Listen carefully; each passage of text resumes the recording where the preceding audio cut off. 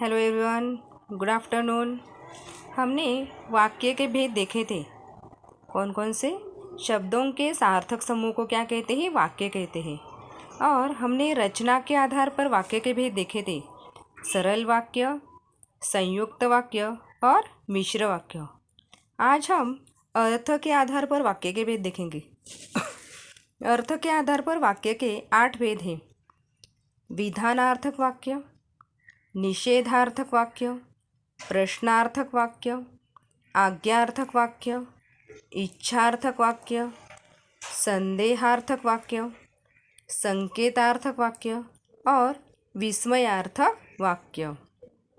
तो अर्थ के आधार पर वाक्य का पहला भेद है विधानार्थक वाक्य। तो विधानार्थक वाक्य यानी क्या? जिस वाक्य में किसी क्रिया के होने या करने की सूचना हो, किसी कार्य के होने या करने की सूचना हो, उसे क्या कहते हैं? विधानार्थक वाक्य। जैसे कि भरत जबलपुर चला गया, देवांश बहुत बुद्धिमान है। यानी क्या है? ये वहाँ पे क्या है? किसी क्रिया के होने या करने की क्या हो रही है? सूचना हो रही है। सूरज आग आग बरसाने लगा, तो ये क्या है? विधानार्थक वाक्य है। उसके बाद है निषेधार्थक वाक्य। जिस वाक्य में किसी बात के न होने या न करने का बोध हो, जिस वाक्य में किसी बात के न होने या न करने का बोध हो, उसे निषेधार्थक वाक्य कहते। जैसे कि तनिषा धूप में मत जाओ, फ्रिज में तिल रखने की भी जगह नहीं है।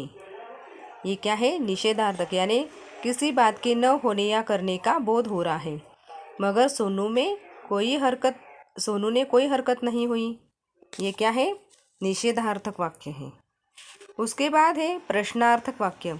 यानी जिस वाक्य में किसी प्रकार का प्रश्न किया गया हो या प्रश्न पूछा गया हो, उसे प्रश्नार्थक वाक्य कहते। जैसे कि नीरज घर कब आएगा? यहाँ से क्या पूछा गया है? प्रश्न पूछा गया है। पूनम तुम अब तक कहाँ थी? दादी सोनू को क्या हो गया? ये क्या है? यहाँ पर प्रश्न पूछा गया, इसलिए क्या है? प्रश्नार्थक वाक्य है। उसके बाद है आज्ञार्थक वाक्य। जिस वाक्य में किसी प्रकार की आज्ञा या प्रार्थना का बोध हो, उसे आज्ञार्थक वाक्य कहते हैं। जैसे कि शैलेश जल्दी घर पहुँचो, यानी क्या है? ऑर्डर, यानी आज्ञा दी गई है। धवल वर्षा में नहाना बंद करो, आइए हमें गलत साबित करके 1000 रुपये ले जाइए। ये क्या है? यहाँ पर किसी प्रकार की आज्ञा या प्रार्थना का बोध हुआ है, इसलिए ये क्या है? आज्ञार्थक वाक्य है। इसके बाद है इच्छार्थक वाक्य। जिस वाक्य में इच्छा, कामना तथा आशीर्वाद का बोध होता है, उसे इच्छार्थक वाक्य कहते। जैसे कि प्रभु तुम्हें चिरंजीवी करें, इसमें क्या दिया है? आशीर्वाद का बोध दिया है। तुम बहुत उन्नति करो, ऐसी कामना या इच्छा की गई है, तुम्हारी इच्छा पूरी हो। ये क्या है? इच्छार्थक वाक्य का उदाहरण है। उसके बाद है संदेहार्थक वाक्य।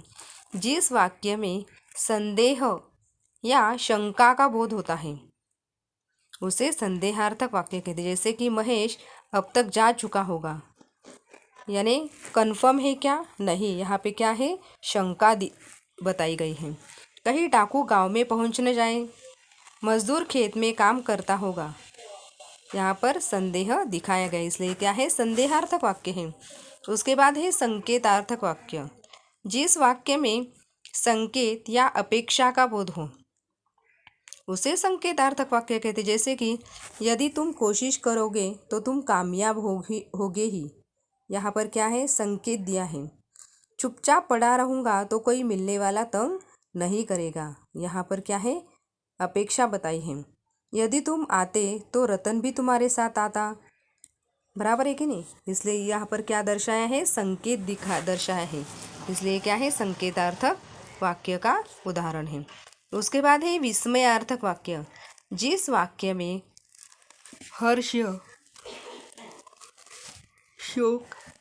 हर्ष, शोक, विस्मय, घृणा आदि का बोध होता है, उसे विस्मयार्थक वाक्य कहते हैं। जैसे कि वाह क्या सुंदर दृश्य है, अरे तुम आज ही आ गए, छी, कितनी गंदगी है यहाँ। यहाँ पर क्या दिखाया है? शोक दिखाया है, हर्ष दिखाया है, घृणा दिखाई है, इसलिए क्या है? विस्मयार्थक वाक्य का उदाहरण है। आज हमने अर्थ के आधार पर वाक्य के 8 भेद देखे। कौन कौन से? विधानार्थक वाक्य देखा, निषेधार्थक देखा, प्रश्नार्थक देखा, आज्ञार्थक वाक्य, इच्छार्थक वाक्य, संदेहार्थक वाक्य, संकेतार्थक और विस्मयार्थक वाक्य देखा। ये वाक्य के भेद अच्छे से समझकर अपनी नोटबुक में लिख लीजिए।